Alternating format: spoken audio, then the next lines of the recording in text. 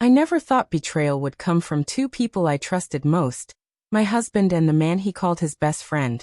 To me, loyalty in marriage was sacred, unshakable, and unquestionable. But one night changed everything, revealing truths I didn't even know I had been ignoring. It was a Friday evening. We had just finished dinner at our house. My husband, Daniel, had invited his old friend Mark over. I knew Mark from years ago. He had been Daniel's roommate in college, practically a brother to him. I wasn't overly fond of Mark. He always struck me as arrogant, too flirtatious for my taste, but I tolerated him because Daniel valued him so much. The three of us sat in the living room after dinner, sipping wine. I remember laughing politely at one of Mark's stories, but inwardly I wanted the night to end. I was tired, and Mark's gaze lingered on me longer than was comfortable. I looked toward Daniel, expecting him to notice, but he didn't say a word.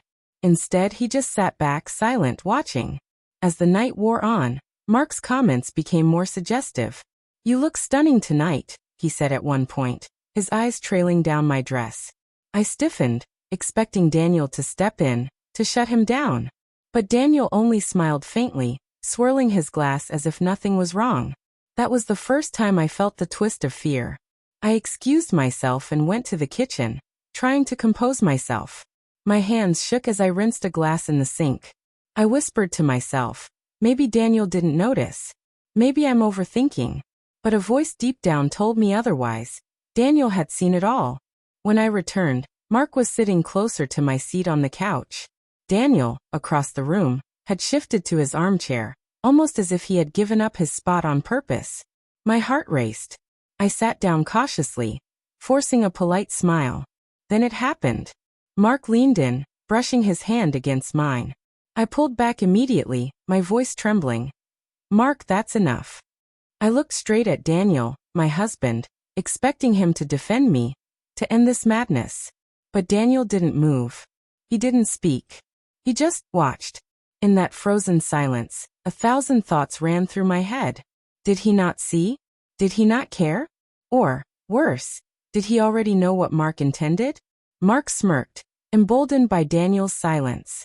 "Come on, it's just harmless fun," he whispered, his hand pressing against mine again. That was when the truth hit me.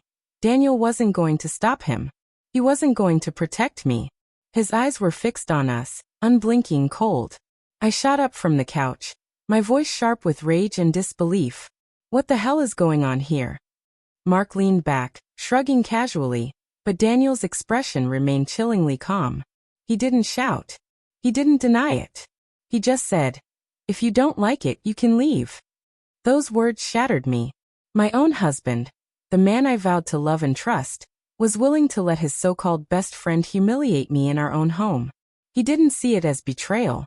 He saw it as something I should accept. Tears burned in my eyes, but I refused to let them fall. I grabbed my purse and keys, my hands trembling. "You disgust me."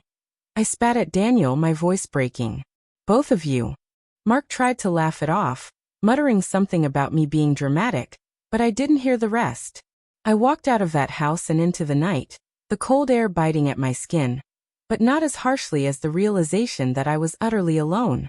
For days, Daniel didn't call. He didn't come after me. Instead, he let the silence grow. That silence told me everything I needed to know about where I stood in his heart. It wasn't until a week later that I returned, not to reconcile, but to pack my things. When I walked into the house, Daniel was sitting on the same couch, watching TV as if nothing had happened. Mark was gone, but his presence lingered like poison in the air. I didn't speak at first. I just started folding clothes, placing them into suitcases.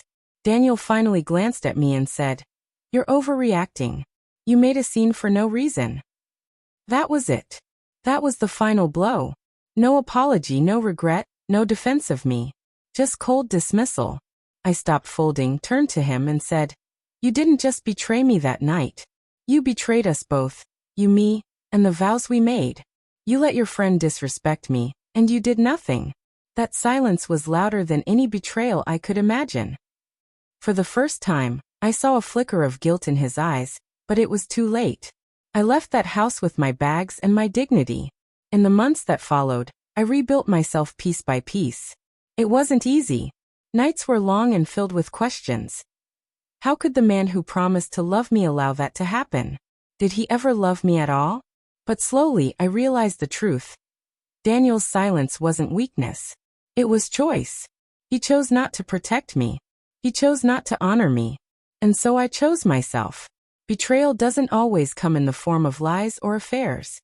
Sometimes it comes in silence, in the moment you need someone most, and they choose to do nothing.